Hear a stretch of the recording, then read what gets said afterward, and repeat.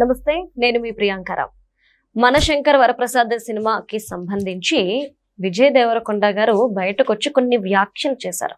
అంటే ఆయన చెప్పిన భావోద్వేగానికి లోనే చెప్పిన మాటలు ఏవైతున్నాయో అందరినీ కూడా ఒకసారి ఆలోచింపజేసే విధంగా ఉన్నాయి.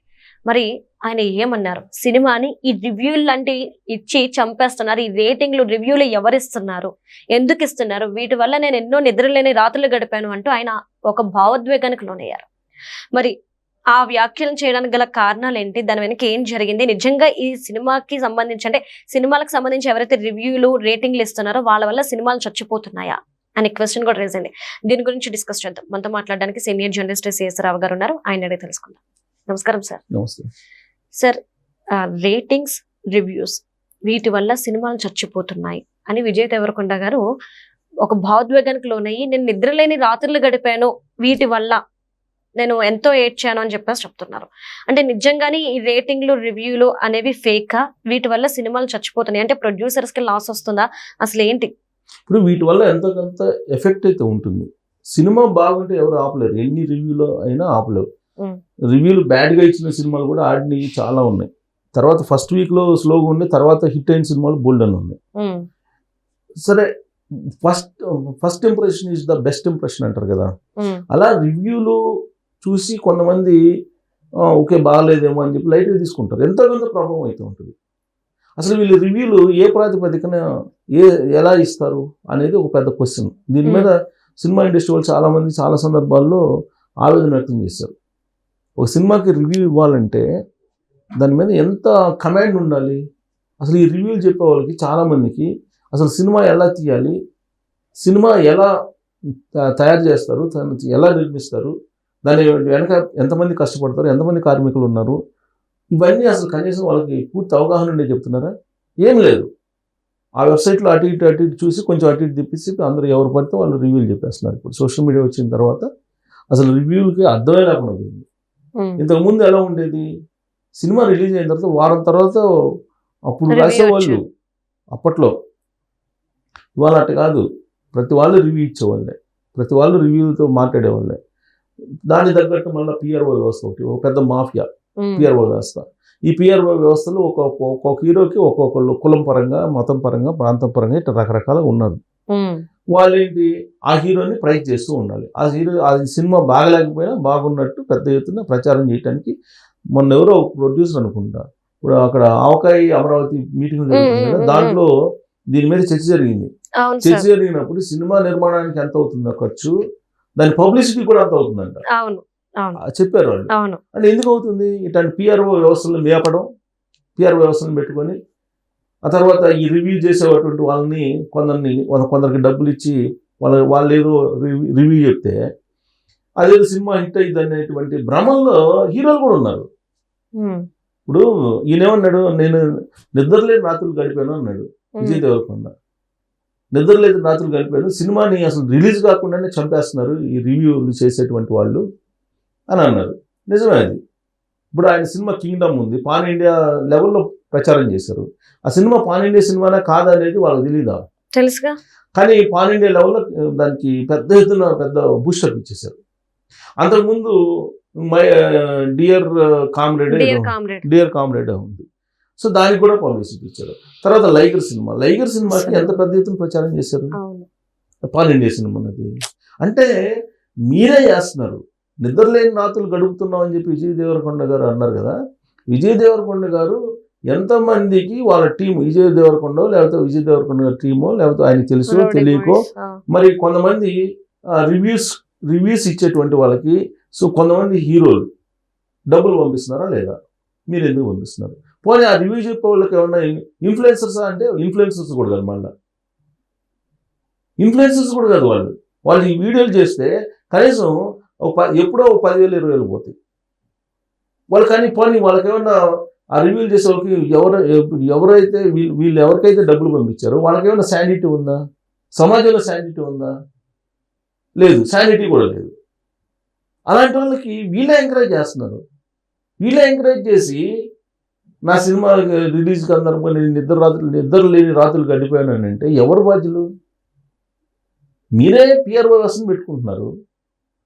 మీరే కొంతమంది వ్యూవర్స్కి డబ్బులు పంపిస్తున్నారు ప్రమోట్ చేయమని, మరి ఎంకరేజ్ చేస్తుంది మీరే కదా, మీరే ఎంకరేజ్ చేసి మీరే దీనివల్ల మీరు చచ్చిపోతున్నాం అని అంటే ఎట్లా? మీ సినిమా మీద మీ కాన్ఫిడెన్స్ లేనప్పుడు ఇవన్నీ వస్తాయి. సినిమా మీద కాన్ఫిడెన్స్ ఉంటే ఇంకొకరి మీద, ఇంకొక రివ్యూ మీద, లేకపోతే ఇంకొకరి మీద ఆధారపడాల్సిన అవసరం లేదు. ఇంతకుముందు సినిమాలు అన్నింటినీ ప్రీ రిలీజ్ ఫంక్షన్ అని, ట్రైలర్ అని చెప్పేసి ఇలా చేశారా ఎప్పుడన్నా? లేదు కదా.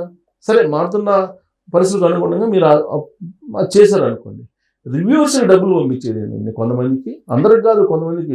అందరూ తీసుకోరండి, అసలు నిజమైనటువంటి రివ్యూవర్స్ తీసుకోరు. సార్ అంటే రివ్యూవర్స్ కి డబ్బులు పంపించారు, ఓకే, వాళ్ళు కూడా ఏంటంటే సినిమా బాగుంది, ఓకే చూడండి ఈ విధంగా చెప్తే ఎవరికి ప్రాబ్లం కాదు. కానీ ఈ సినిమాని హైప్ చేయడం కోసం ఇంకో సినిమాని చంపేస్తుంది వాళ్ళే కదా. ఇది తప్పు. సరే, డబ్బులు పంపించినందుకు ప్రమోట్ చేస్తున్నారు అనుకో, అంతవరకు ఓకే. సరే, డబ్బులు ఇచ్చినందుకు ఉడతా బతికి ఏదో చేస్తున్నారని అంటే అంతవరకు సరే యాక్సెప్ట్ చేయొచ్చు ఒక రకంగా. అది కూడా యాక్సెప్ట్ చేసి డబ్బులు ఇచ్చి ప్రమోషన్ చేసుకోవడం అనేది సరే పబ్లిసిటీలో ఒక భాగం అనుకుందాం. ఈ సినిమాని ప్రమోట్ చేయడంతో పాటు పక్క వాళ్ళ సినిమాని అనవసరంగా బురద చల్లటం అనేది తప్పు కదా. అది ఇంకోటి తెలుసా, పక్క వాళ్ళ సినిమాలకి బురద చల్లి ఆ సినిమాలు బాగలేవని చెప్పి మీరు రివ్యూలు చెప్పండి అని చెప్పి డబ్బులు పంపించే వాళ్ళు కూడా ఉన్నారు టాలీవుడ్లో కొంతమంది. అది దుర్మార్గం కదా. అది అసలు థియేటర్లే లేక అక్కడ చాలా ఇబ్బందులు పడుతున్నారు. అదొక మాఫియా, అదొక రకంగా మాఫియా అని చెప్పి ఆ నలుగురు అని చెప్పి చాలా కాలంగా పబ్లిసిటీ చేశారు. చిన్న సినిమాలు చంపేస్తున్నారు అని చెప్పి కొన్ని రోజులు నానా రకాలుగా ఇబ్బందులు పడ్డారు. చిన్న సినిమాలు చంపేస్తున్నారని టాలీవుడ్లోనే. ఇప్పుడు ఈ రివ్యూవర్స్ పిఆర్ఓ వ్యవస్థ అనేది ఒక పెద్ద థ్రెటన్ అయిపోయింది టాలీవుడ్కి. ఎట్లా థ్రెటన్ అయిందంటే, వాళ్ళకు సంబంధించినటువంటి హీరో ఎవరో డబ్బులు ఇస్తే దాన్ని ప్రమోట్ చేయండి, ఇబ్బంది లే, నానా రకాలుగా అన్ని కోణాల నుంచి ప్రమోట్ చేసుకోండి. కానీ పక్క హీరో సినిమా సంబంధించినటువంటి దాన్ని ఫెయిల్ అని, అది బాగలేదని, అది నిర్మాణం టెంకాయ కొట్టినప్పటి నుంచి స్టార్ట్ చేస్తారు వీళ్ళు. అది క్లాప్ కొట్టిన రోజు నుంచి స్టార్ట్ చేస్తారు. ఆ సినిమా బాగాలేదని, ఆ సినిమా కథ బాగాలేదని, ఆ సినిమాలో డైరెక్టర్ హీరోకి మంచి గ్యాప్ వచ్చిందని, లేదంటే హీరోయిన్ అలిగి వెళ్ళిపోయిందని, ఇట్లాంటివన్నీ పుట్టిస్తుంటారు. గాసిప్స్ పుట్టించి ఆ సినిమాని ఆదిలోనే చంపేస్తారు. బహుశా అందుకే విజయ్ దేవరకొండ నిద్ర లేదని రాత్రులు కలిపాను అని చెప్పి అతని మీద కుట్ర జరిగి ఉండొచ్చు ఏదన్నా.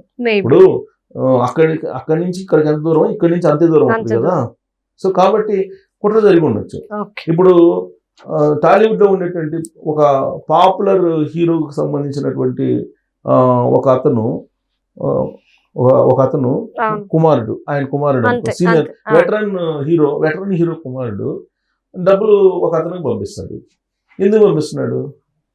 హైప్ కోసం. మూవీ ఎప్పుడో రిలీజ్ అవుతుంది, దానికి ఇప్పుడు హైప్. ఆ డబ్బులు పంపించి అతను చెప్తే ఎవడన్నా వింటాడండి? పని ఇన్ఫ్లుయెన్సర్ పని కాదు. పెద్ద ఇతను ఇన్ఫ్లుయెన్సర్ పంపించాడు. అన్వేష ఏదో ఉన్నాడు ఒకడు, నాన్ వేష్ అలాంటి వాళ్ళకి ఇచ్చిన ఇన్ఫ్లుయెన్సర్ అతను. అర్థం ఉంది.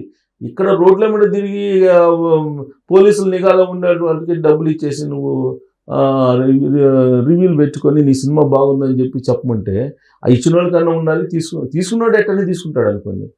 ఇచ్చిన వాళ్ళకన్నా ఉండాలి కదా. ఇచ్చే వాళ్ళకి ఎట్టిస్తారు? ఎందుకు ఇస్తారు అసలు?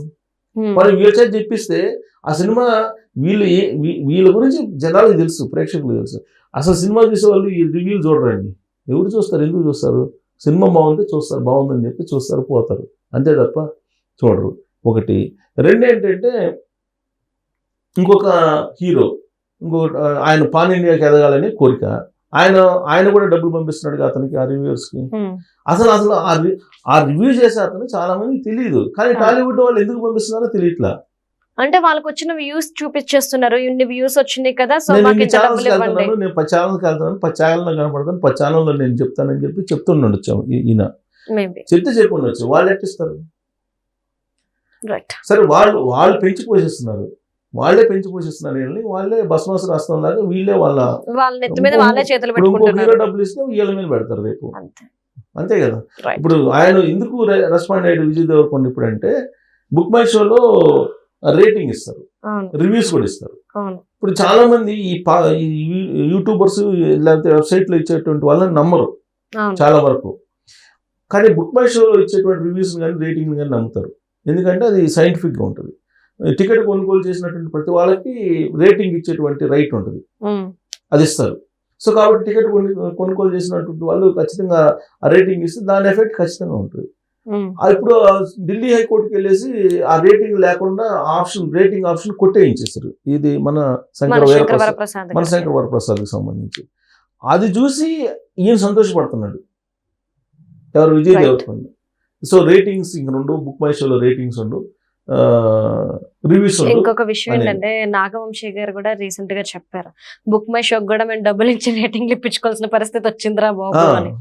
అదే అలాంటి పరిస్థితి వచ్చింది. రేటింగ్ సంస్థలకు మేము ఇచ్చి ఎందుకు ఇస్తారు?